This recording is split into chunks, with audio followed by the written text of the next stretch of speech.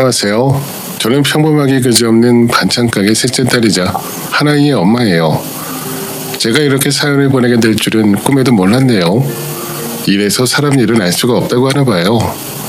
저는 지금 공무원으로 일하고 있고 결혼하고 애 낳고 살면서 남들만큼은 행복하게 이 정도면 괜찮다는 생각이 들게 살고 있었어요.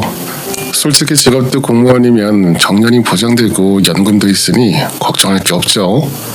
예쁜 아이도 있죠. 든든한 남편도 있으니 이 정도면 큰 굴곡이 없이 살았다고 할 수 있잖아요. 하지만 제가 행복하다고 생각했던 모든 것들이 허상이었나 봐요. 제가 믿었던 게 모두 무너져 내리는 일이 있었거든요. 제 삶이 모래성이었던 건지 신기루였던 건지 한순간에 믿는 도끼에 발등을 찍혔네요. 이래서 사람은 쉽게 믿는 게 아니라고 하나 봐요. 저는 어려서 아버지를 여의었어요. 아버지는 젊은 나이에 엄마랑 저희 세 자매를 먹여 살리려고 열심히 일하시다가 사고로 돌아가셨어요. 친정어머니는 아버지가 돌아가신 뒤 혼자서 반찬 가게를 운영하며 딸 셋을 열심히 키워내셨어요.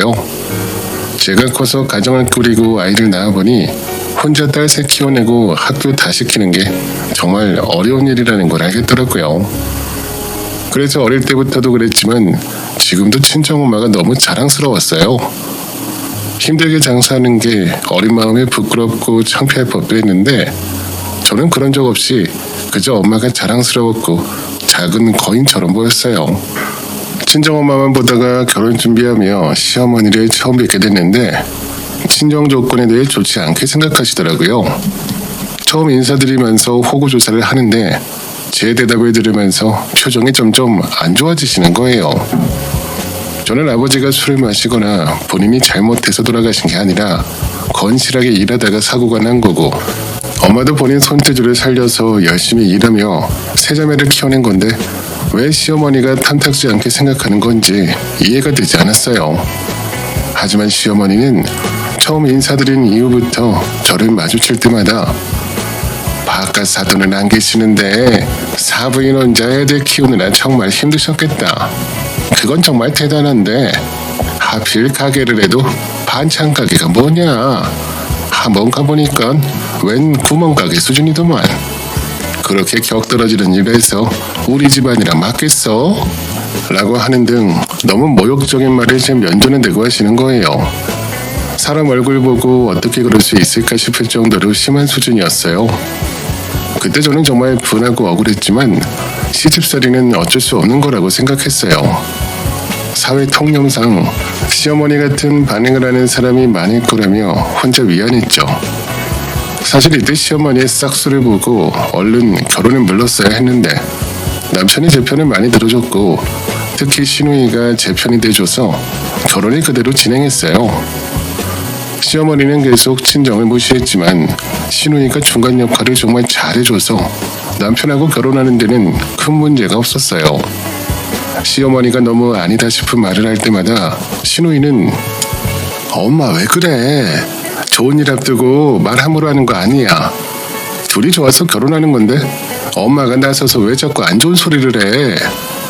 라며 항상 제 편이 되어줬어요. 그리고 결혼 준비하면서 친정 식구들 사정에 대해 자연스럽게 알게 되면서 시어머니 태도가 조금 누그러지더라고요. 시누이는 상견례 할 때 처음 봤는데 그때부터 결혼 생활하는 내내 제 편을 많이 들어줬어요. 옛말에 때리는 시어머니보다 말리는 시누이가 더 밉다고 하잖아요. 보통 시누들이 시자짓을 많이 한다고 하고요. 하지만 우리 시누는 그러지 않았어요. 시어머니가 계속 전화 친정을 무시하는 말을 할 때마다 시누이는 엄마 내가 그러는 거 아니라고 했지. 사부인 건실하게 사는 분이던데 왜 그래. 바깥 사돈 어른도 처자식 먹여 살리려다가 운이 안 좋아서 그렇게 된 건데 말 너무 심하게 하는 거 아니야? 솔직히 우리도 운 안 좋았으면 어떻게 될지 모르잖아. 말만 잘해도 천냥빚 갚는다는데 엄마는 왜 도로 빚을 자꾸 지려고 해? 라면서 남을 하더라고요. 그렇게 시누이가 방패막이 역할을 해줄 때마다 속으로 통쾌하기도 하고 너무 고마웠어요. 그리고 시어머니가 결혼한 후에도 자꾸 저만 보면 사돈댁이 반찬 가게나 하고 있으니 내 체면이 말이 아니다. 암만 장사가 잘 된다고 하지만 사돈이 반찬 가게 한다고 어디 가서 얘기하겠어. 누가 모르면 그냥 작은 가게 한다던데 잘 모른다고 한다. 그만큼 부끄러워서 누가 사돈간에서 물으면 쥐구멍에라도 숨고 싶은 기분이야. 이게 무슨 꼴이냐 라며 퉁퉁거리더라고요. 잊을만 하면 자꾸 친정엄마 가게를 걸고 넘어졌는데 그때도 역시 시누이가 시어머니를 나무랐어요. 엄마, 내가 가봤는데 구멍가게는 무슨, 가게도 크던데 말을 왜 그렇게 해. 손님도 많이 와서 맨날 그날 만들어서 그날 다 판다더라. 내가 인사드릴 거면 찾아가서 반찬 좀 사다 먹어봤는데 맛도 좋더만. 엄마는 다 좋은데 체면만 생각하는 게 문제야. 그런 것 좀 고쳐. 귀한 며느리 봐놓고 왜 안 좋은 말을 해. 사돈댁이 우리보다 형편이 더 낫더만. 막말로 우리라고 뭐 별 볼 일 있는 줄 알아? 서민들 사는 게 다 고만고만하지 뭘. 사람 앞에 세워놓고 그러는 거 아니야. 제발 그만 좀 해. 라며 제 편을 들어줬어요. 저는 시누이한테 고마워서라도 차마 안 좋은 마음을 막을 수 없었고 시어머니한테 좋지 않은 말을 들어도 꼭 참을 수 있었어요. 그리고 남편도 항상 저한테 잘해줘서 이 정도면 결혼 잘했다는 생각이 들었고요. 그렇게 시어머니의 불만스러운 말만 없었다면 완벽한 생활을 이어갔고 아이도 낳고 평범한 가정을 잘 꾸려갔어요. 근데 갑자기 친정엄마가 아프기 시작했어요. 제가 결혼하고 애 낳고 제 일 하느라 정신이 없었는데 그렇게 살면서 정작 저한테 제일 중요한 친정엄마를 제대로 돌봐주지 못해서 너무 죄송스럽더라고요. 자주 찾아뵌다고 하면서 매번 말뿐이었고 건강 상태도 그때그때 제가 잘 챙겼어야 됐는데 얼마나 후회가 되던지 몰라요. 엄마는 신장 쪽에 문제가 있어서 수술을 좀 크게 해야 했어요. 그래서 한동안 회복 기간을 가져야 됐고 집에서 요양하는 동안 가게는 임시적으로 휴업하게 됐어요. 가게를 운영하지 못하는 동안 단골들한테는 한 분 한 분 사정을 말씀드리면서 다 낳거든 바로 오픈 연락을 주기로 했고요.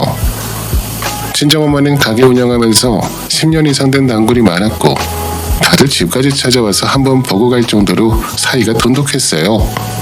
그래서 엄마도 내가 얼른 나와서 가게를 열어야 돼. 단골들은 다 내 손님 이상이거든. 친구보다 더 친구 같은 분들이라 내가 얼른 나와서 얼굴 봐야 돼. 다들 날 기다릴 텐데 내가 아파서 큰일이다. 라며 걱정하셨죠. 저는 그런 엄마를 어떻게 위로해야 할지 몰랐고 그저 옆에 있으면서 챙겨드리고 우울해지지 않게 해드리는 게 최선이라고 생각했어요. 그래서 처음에는 간병인을 쓸까 고민했는데 친정엄마가 워낙 생활력이 강하시고 독립적인 분이라 혼자 지내시는데 큰 지장도 없었고 퇴근한 뒤 제가 한번 가보는 정도만 해도 괜찮아서 제가 신경을 많이 쓰기로 했어요. 제가 믿고 의지하던 시누이도 남편한테서 말을 들었던지 옳게 어른 아프실 때는 잘 챙겨드려야 돼. 나중에 못 해드린 거 후회만 남거든. 지금은 무조건 친정만 신경 써. 남편 자식은 젊고 건강하지만 부모님은 하루하루 다르게 나이 드시는 게 보이잖아. 게다가 아프시니까 신경 많이 써드려야 돼. 라며 저를 다독여줬어요. 남편도 저한테 집안일이며 애 돌보는 거며 너무 걱정하지 말라면서 장모님 건강회복이 우선이라고 친정에 자주 가보라고 배려해줬어요. 솔직히 그때 친정 엄마부터 집이며 애 챙기는 거며 일까지 머리가 터질 정도였거든요. 언니들은 바쁘기도 하고 친정이랑 거리가 멀어서 제가 더 챙겨드려야 했는데 저도 나름대로 고충이 있어서 힘들긴 했죠. 그래도 남편이나 신우가 저를 잘 챙겨줬고 제 입장에서 얘기해주니까 너무 고마웠어요. 그 덕분에 마음 편하게 친정에 드나들 수 있었고 퇴근하면 바로 친정에 가서 엄마부터 보고 주말에는 아예 친정에서 살다시피 했어요. 저는 친정엄마한테 엄마 나는 남편이랑 신우 다 잘 만나서 엄마한테 올 때 눈치 안 보인다. 이렇게 좋은 사람들 만나서 얼마나 다행인지 몰라. 다른 사람 같았으면 엄마 챙겨드리는 걸로 눈치 줬을 텐데 라며 자랑스럽게 얘기하기도 했어요. 엄마도 너무 고마워하셨고 본인이 다 나으면 직접 상 차려서 식사 대접을 할 생각도 하셨어요. 저희는 정말 아무것도 모른 채 시댁에 고마워했는데 생각보다 친정엄마 차도가 없었어요. 병원에서는 처음에 수술도 잘 됐고 경과가 좋다며 빨리 회복될 거라고 했거든요. 근데 회복 속도가 더디고 몸 상태가 자꾸 안 좋아지는 것 같아서 다시 병원에 가보니 이 정도로 회복이 더디면 재수술을 해야 할 수도 있다고 하는 거예요. 게다가 여기서 더 안 좋아지면 연세 있는 분이라 마음의 준비를 해야 할 수 있다고도 했어요. 저는 친정엄마한테 엄마 크게 걱정할 건 없고 연세가 많으셔서 남들만큼 빨리 낫는 건 어렵다고 하더라. 그래도 괜찮대. 지금처럼 쉬고 병원에서 주기적으로 검사 받으면서 상태 보면 생활하는 데 지장 없다니까 조금 답답해도 가게 일은 더 미루는 게 좋을 것 같아. 싹 다 낫고 손님들 봐야지. 일하다가 또 아파서 문 닫으면 신용도 떨어지잖아. 라면서 좋게 말씀드렸어요. 친정엄마도 제 말을 듣고 안심하시면서 얼른 나 가게를 운영한 날만 손꼽아 기다리셨죠. 아무것도 모르는 친정엄마 얼굴을 보니 속이 얼마나 답답하고 아프던지 몰라요. 그렇게 남몰래 눈물을 흘리다 답답한 마음에 남편한테 울면서 우리 엄마 어떡하냐고 하소연했고 남편은 제 모습을 보더니 본인이 더 아픈 표정을 지으면서 당분간 친정에서 지내라고 했어요. 장모님 살아계실 동안 잘해드려야지. 지금 잘 돼서 낫는다고 해도 벌써 연세가 많으신데 앞으로 또 어떻게 될지 모르잖아. 그러니까 친정에서 지내면서 장모님 챙겨드려. 집안일이며 애 돌보는 거며 너무 걱정하지 마. 장모님 건강 회복하시는 게 우선이지. 같이 살면서 출근하고 잘 챙겨드려. 무슨 일 있으면 내가 얼른 연락할게. 라면서 배려해주는데 너무 고맙더라고요. 근데 한편으로는 시댁에서 배려해주는 건 고마웠는데 엄마가 계속 병원 다니고 회복하는 데 시간이 오래 걸리니까 병원비가 걱정되더라고요.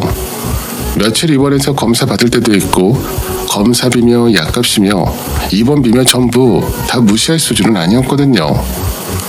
아무래도 돈이 연관되면 시댁에서 배려해주는 것도 한계가 있지 않을까 하는 생각이 들었고 남몰래 계산기를 두드려가면서 생활비랑 병원비랑 어떻게 할지 고민을 많이 했어요. 친정엄마는 제 생각을 눈치채셨는지 저한테 갑자기 통장을 보여주시더라고요. 통장에는 생각보다 돈이 꽤 많이 있었어요. 예, 내가 열심히 너희 키우고 일하면서 틈틈이 모으니 이 정도는 되더라. 2억 넘게 들어있지? 다른 통장에도 돈 더 있어. 그렇다고 내가 안 먹고 안 쓴 건 아니니까 또 걱정하지 말고 너희 다 크고 나서는 모을 돈이 많아지니까 자연히 잔고가 쑥쑥 불어나더라. 이거면 내 병원비 하고도 남으니까 걱정 말아라. 사위 걱정도 말고 내가 사위한테 직접 다 얘기해뒀으니까 너 눈치 볼 일 없어. 알았지? 그리고 나 좀 더 나아지면 얼른 집에 들어가. 암만 괜찮다고 해도 집에 너 없으면 불편한 게 한두 가지가 아닐 거야. 라면서 친정엄마가 오히려 저를 다독여줬어요. 제가 생각했던 것보다 가게 수입이 괜찮은 것 같아서 놀라기도 했고 한편으로는 다행이기도 했어요. 저는 제 손에서 안 되면 언니들한테 도와달라고 해야 할지 고민이 많았거든요. 근데 친정엄마한테 모은 돈이 꽤 있으니까 이 정도면 충분할 것 같았어요. 이렇게 준비가 잘 되어 있는 덕분에 저도 애 어린이집 등원만 해주고 남편은 제대로 챙겨주지 못한 채 잠시 친정엄마한테만 집중할 수 있었어요. 물론 전화는 자주 했고 시간 나면 틈틈이 반찬도 챙겨놓고 설거지 빨래라도 해놓고 왔죠. 그렇게 친정엄마한테만 집중하던 어느 날 엄마가 안경이 없어서 불편하시다고 하는 거예요. 저는 원래 안경이 있는 걸로 기억해서 엄마 전에 맞춘 안경 있지 않아? 그거 집에 없어?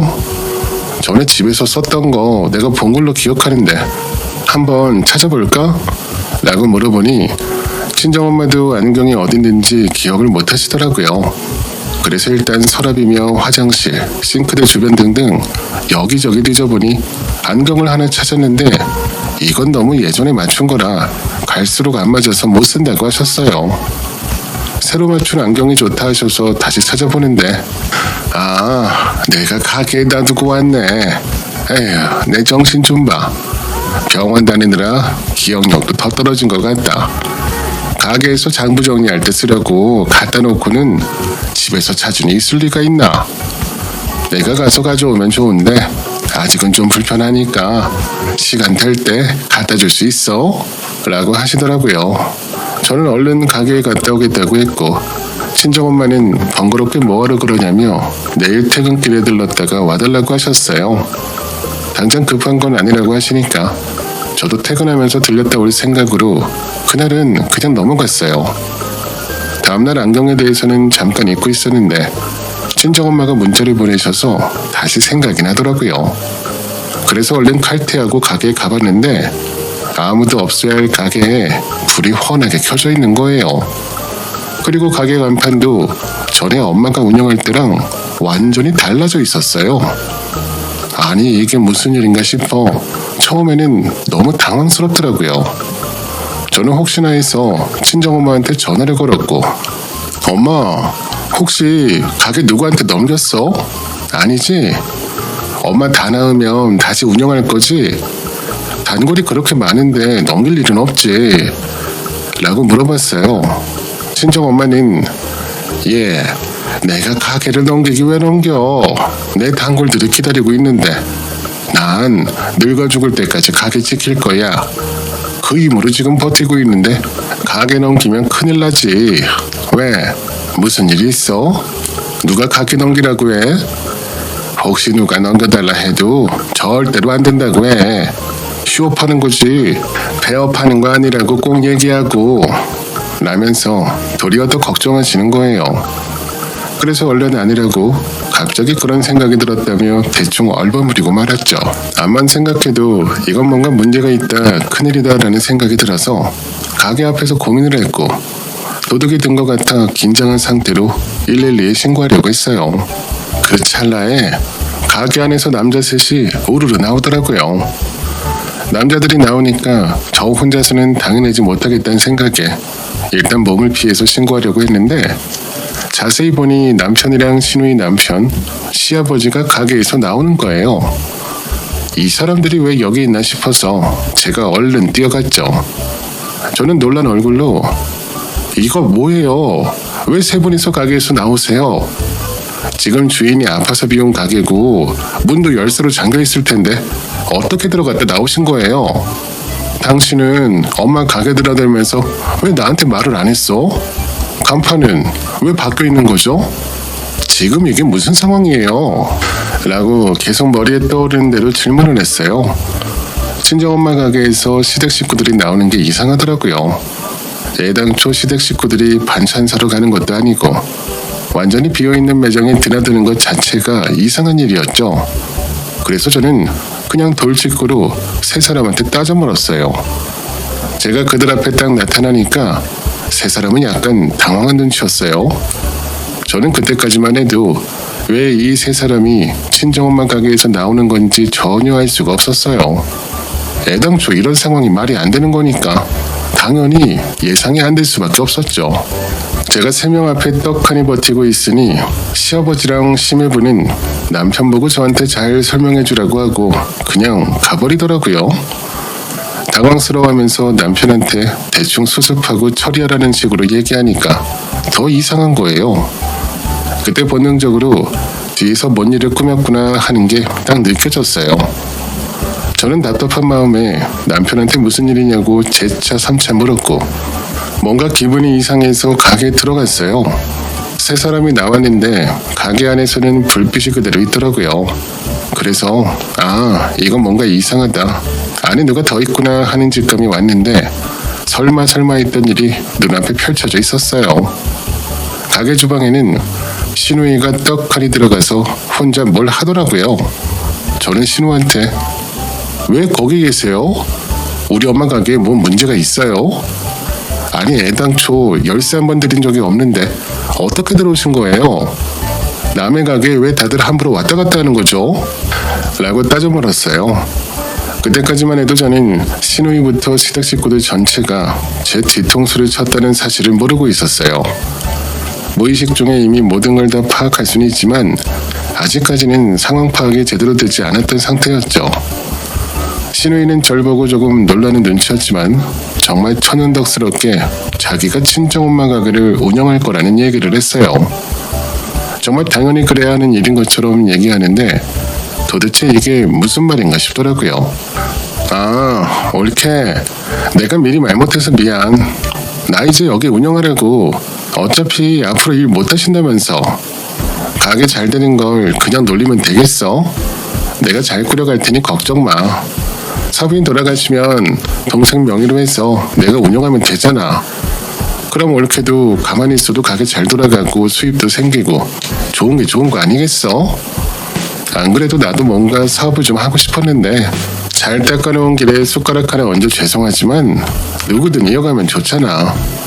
친정에서는 일 물려받을 사람도 없다며. 나처럼 음식 잘하는 사람이 이런 가게 하는 게 맞지 라고 했어요. 저는 그 말을 듣고 너무 화가 나고 어이가 없어서 아니 형님이 엄마 가게를 왜 운영하세요? 우리 엄마 다 나으시면 가게 나오실 거예요. 왜 형님이 여기를 차지하고 있는 거예요? 그리고 형님 얘기 들으면 우리 엄마가 다시는 일 못할 사람인 것 같네요. 지금 열심히 회복하고 계시거든요. 엄마가 일 못하게 된다고 해도 왜 그게 저 사람 앞으로 될 거라고 생각하세요? 당장 나가세요. 가게 주인 허락도 안 받고 들어오고 마음대로 간판 바꾸고 운영하는 거 불법인 거 몰라요? 경찰에 당장 신고할 거니까 그 전에 나가세요. 라고 소리쳤죠. 하지만 제가 아무리 따져 물어도 신우이는 같은 말만 반복할 뿐이었고 요지부동이었어요. 무슨 녹음기를 틀어놓은 것 마냥 앵무새처럼 똑같은 말만 하더라고요. 결론은 이 가게는 이제 내 것이고 내가 알아서 할 거라는 말이었어요. 언제 가게 안에 들어온 건지 남편은 신우이 옆에 가더니 어차피 당신 유산으로 가게 물려받을 거 아니여? 근데 왜 미련스럽게 그때까지 기다려? 당신이 장모님 간호 지극하게 했으니까 저 형들보다는 당신한테 유산으로 물려주실 거잖아. 어차피 받을 거 좀 빨리 받는 거라고 생각하고 누나가 운영하면 되는데 뭘 그래. 자꾸 소리 지르고 따질 거면 나가. 선입 사람한테 그런 태도로 얘기하는 거 아니야? 누구한테 그런 예절 배운 거야? 암만 장인어른이 안 계신다고 해도 그렇지 기본 예절은 지켜야지 라며 도리어 성질을 내는 거예요. 똥 묻은 개가 겨 묻은 개 나무란다더니 그 꼴이 딱 맞았어요. 저는 남편 말에 더 화가 나서 이게 무슨 짓이야. 엄마가 돌아가신 것도 아니고 나으면 바로 가게 운영하실 건데 엄마 명의로 된 가게에서 도대체 무슨 행태야? 남의 가게에서 이런 짓 해도 돼? 그리고 나보고 나가라는 건 또 무슨 경우야? 당신들 빨리 안 나가? 내가 신고하기 전에 빨리 나가? 라고 재차 소리를 질렀어요. 그러니 신우 태도가 가관이었어요. 뭐 내가 근본도 없는 반찬 가게 딸 그래도 내 동생이랑 결혼하게 도와줬더니 어디서 소리를 질러. 병원비도 많이 썼을 거 뻔한데 그 돈이라도 채워야지. 너 때문에 내 동생 고생한 거 몰라? 가란다고 진짜 친정 가서 살아? 남편이랑 애는 내팽개치고 아이고 그거 다 참아줬더니 어차피 받을 가게 미리 운영한다고 그렇게 소리를 질러대? 적반하 정도 유분수지. 너 정신 차려. 내가 잘 운영해준다는데 고맙다는 말은 못할 망정 이게 무슨 짓인지 모르겠네 라면서 도리어 저한테 버럭버럭 하더라고요. 남편도 옆에서 계속 신우이 편만 들었어요. 솔직히 당신 이런 가게나 운영하는 집안딸이라고 해서 내가 부모님한테 얼마나 시달렸는 줄 알아? 아니 이런 거라도 있어야 내가 고생한 보람이 있잖아. 당신 여태 친정만 신경 쓰고 내가 애 챙기랴 일하랴 얼마나 힘들었는데 병원비 나가는 것도 부담됐고 마침 장모님이 돈 모아둔 거 있다고 해서 그거 받고 가게 우리가 운영하는 걸로 퉁치려고 하는데 자꾸 중간에서 왜 그래? 당신 어차피 공무원이라 유산으로 받아도 이런 사업 못하잖아. 당신한테 떨어질 가게면 결국 나한테 올 건데 내 가게에서 내 누나가 일 좀 하겠다는데 뭘 그래? 라며 저를 책망하더라고요. 앞에서는 그렇게 친정 가서 챙겨드려라 괜찮다 하더니 속은 전혀 아니었나 봐요. 제가 너무 보이는 것만 믿어서 그런 건지 원래 이 사람들이 나쁜 건지 분간이 가지도 않았어요. 그리고 친정엄마가 돈 모은 걸 남편한테 얘기했다는 게 생각이 나면서 이 사람들이 저한테 잘해준 게 애당초 가게를 노렸던 거고 엄마가 모은 돈을 노렸던 거구나 싶어서 정신이 아득해질 지경이었어요. 사람이 너무 충격을 받으면 사고가 정지되고 그냥 멍해지더라고요. 신우이가 남편이 처음부터 저한테 잘해줬던 것 자체가 계산된 행동이었다는 걸 이제서야 알았다니 제가 얼마나 바보 같던지 몰라요. 제가 사람을 너무 믿은 것 같아서 지난 세월 자체가 한순간에 후회로 바뀌더라고요. 물론 저도 남편한테 미안한 게 있었죠. 친정엄마 돌봐준다고 집에 소홀한 건 사실이었으니까요. 하지만 저도 밖에서 일하면서 집안일 다 하고 애 돌봤는데 고작 몇 개월 좀 집안일 챙긴 거 가지고 저렇게 생색내는 게 어이가 없더라고요. 제 앞에서는 그렇게 좋은 사람 척하더니 결국 이 사람도 똑같구나 싶은 게 내가 누구랑 살아왔던 건지 의심이 들 정도였어요. 저는 이 사람들이 행패 부리는 걸 도저히 손 놓고 볼 수가 없었고 그 자리에서 바로 경찰에 신고해버렸어요. 제가 112에 전화해서 남의 가게에 웬 사람들이 들어와 간판도 바꾸고 마음대로 운영하고 있다고 이 사람들 잡아가라고 신고하니까 남편이랑 신우가 당황하더라고요. 제가 이렇게 강하게 나올 줄은 몰랐나 봐요. 속으로 설마 했겠죠. 신우가 손윗 사람인데 경찰에 신고할 거라는 건 그냥 하는 소린 줄 알았을 텐데 저도 한다면 하는 사람이거든요. 제가 한 성격 한다는 걸 표출하지 않고 잘 눌러놓고 살아 그런지 마음 같아선 주방에 있는 걸로 신우며 남편이며 뒤집어버리고 싶은 심정이었어요. 마침 근처에서 순찰 돌던 경찰이 신고받고 바로 출동했고 저는 자초지종을 낱낱이 설명했어요. 경찰은 가족이 연관된 일이라 좀 난처했지만 엄연히 남편이랑 신우가 잘못한 거였고 남의 건물에 침입한 게 돼서 당장 이 사람들이 나가도록 조치해줬어요. 조사하는 과정에서 알고 보니 남편이 자기 장모 가게라고 열쇠 가게 직원을 불러서 자물쇠랑 가게 문 열쇠 같은 걸 복사해서 만들었더라고요. 그래서 자유롭게 드나들 수 있었던 거였어요. 그 사실을 알고 나니까 더 화가 났어요. 제가 소리를 질렀고 남편은 가만히 있더라고요. 경찰에 물어보니 형사고소도 된다고 해서 남편한테 당신이 한 짓 CCTV 전부 녹화되어 있을 테니 어디 한번 법적으로 해보자고 했어요. 그리고 이혼할 거니까 소장 가면 법원에서 하나하나 가려보자고 했죠. 그 길로 저는 바로 차를 엄청 밟아서 집에 갔고 짐 챙겨서 애들 데리고 친정에 갔어요. 남편이 집에 들어오기 전에 얼른 애부터 데려와야겠다는 생각이 들더라고요. 남의 가게도 마음대로 출입하는데 애 데리고 있으면서 뭔 짓을 할지 모르겠으니까 어떻게든 지켜내려고 애 데리고 친정에 갔죠. 친정엄마는 제가 갑자기 손녀랑 급하게 가방 들고 들어오는 모습을 보고 뭔가 이상하다는 걸 직감하셨어요. 친정엄마는 일단 현관에서 터덜터덜 들어가는 저랑 딸을 맞이해줬고 아무 일도 없다는 태도로 그저 안경은 어쨌냐고만 물어보시더라고요. 저는 이걸 도대체 어떻게 얘기해야 되나 고민이 됐고 숨기고 있을 수만은 없어서 사실대로 얘기하기로 했어요. 엄마, 안경은 내가 깜빡하고 못 챙겨왔네. 미안. 근데 애 자면 둘이서 얘기 좀 할까? 라고 했고 친정엄마는 그저 알았다고만 하시면서 본인이 손주 재워주신다며 방에 들어가 책을 읽어주시더라고요. 제가 뭔가 큰 문제를 얘기할 걸 당연히 아셨을 테고 제 입이 떨어질 때까지 기다리며 얼마나 노심초사하셨을까 생각하면 지금도 마음이 아파요. 하지만 저에게도 마음의 준비를 할 시간이 필요했고 친정엄마가 방에서 나오실 때까지 언니들한테 문자를 보냈어요. 언니들한테는 조만간 집에 올 수 있냐 뭐 상의할 게 있다고 했어요. 언니들은 제가 평소와 다른 분위기로 얘기하자 서로 앞다퉈서 무슨 일이냐 물었고 저는 전화나 카톡으로 할 만한 얘기는 아니니까 조만간 둘이 시간 맞춰서 와줬으면 한다고 했죠.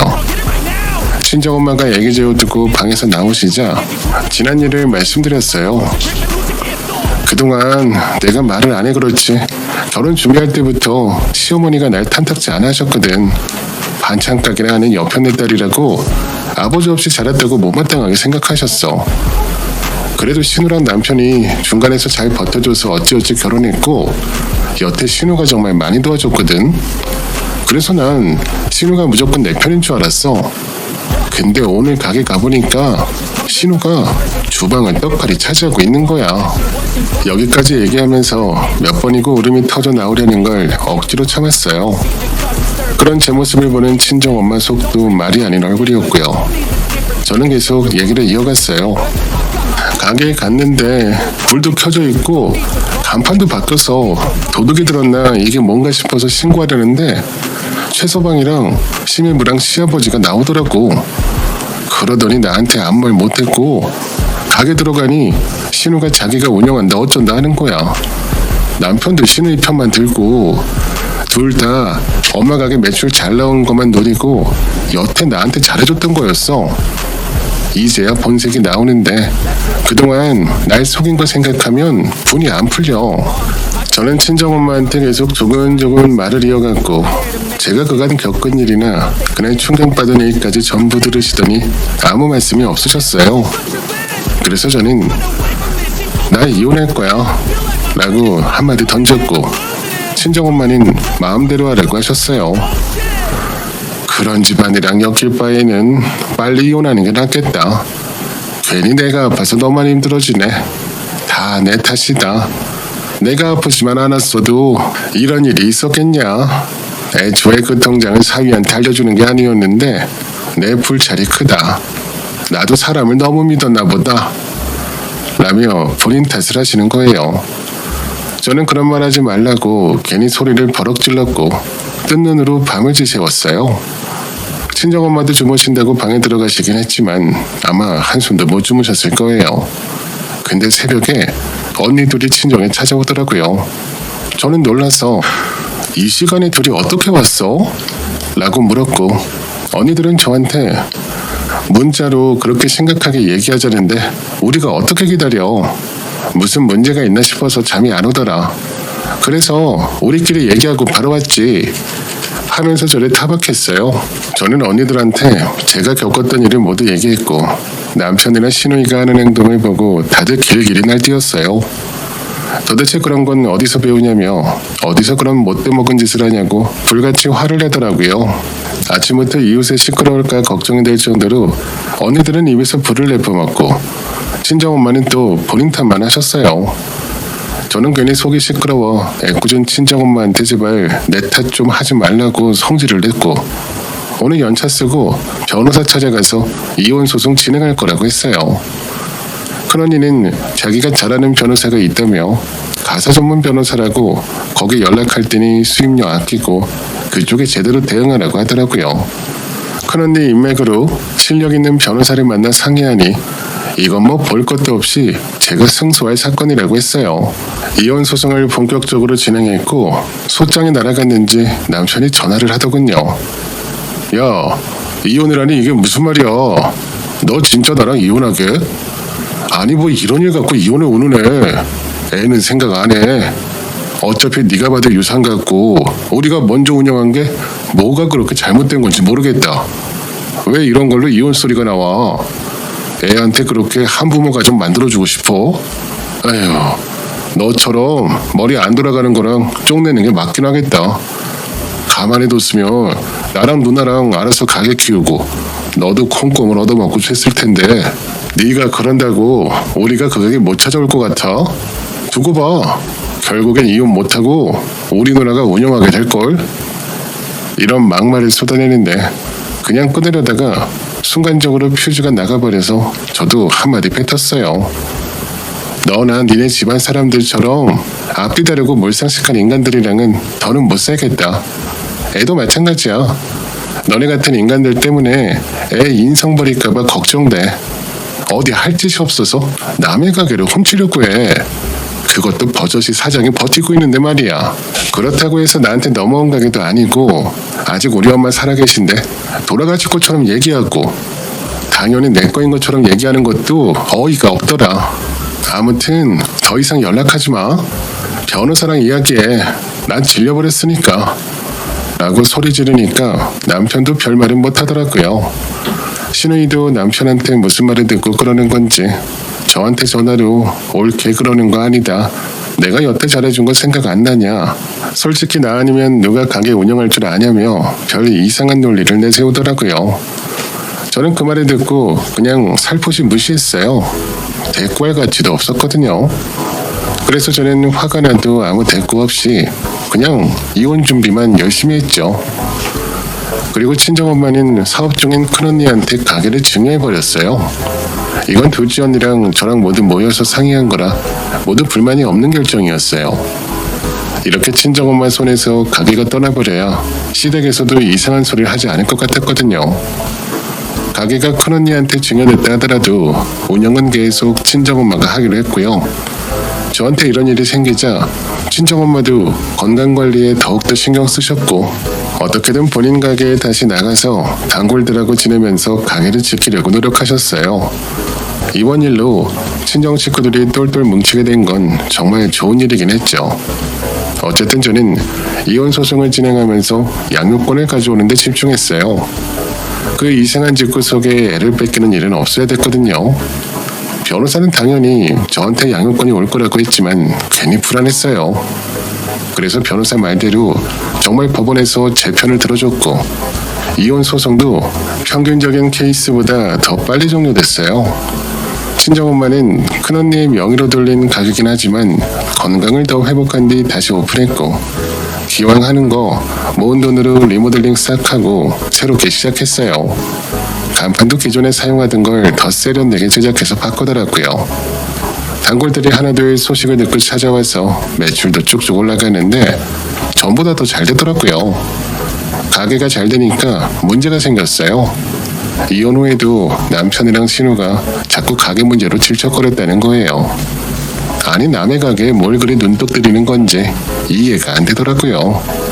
그것도 이혼한 전 부인 엄마 가게잖아요. 법적으로 완전 남남됐는데 이게 무슨 짓들인지 남편이나 신우는 자꾸 가게 넘겨라. 원래 우리한테 떨어질 거였는데 너 때문에 우리 몫이 사라졌다.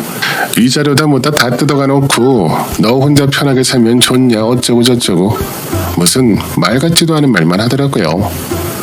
신우이도 내 동생 힘들게 해놓고 네가 잘 살 것 같냐며 이상한 말만 했어요. 다들 왜 이리 피해의식에 찌들어 있는 건지 그래서 싹 다 차단했어요. 어쨌든 저런 사람들하고 이제라도 연 끊고 사니 행복하네요. 오늘도 저희 채널에 와주셔서 감사드립니다. 더 좋은 이야기로 찾아뵙겠습니다. 지금까지 작은별 라디오였습니다.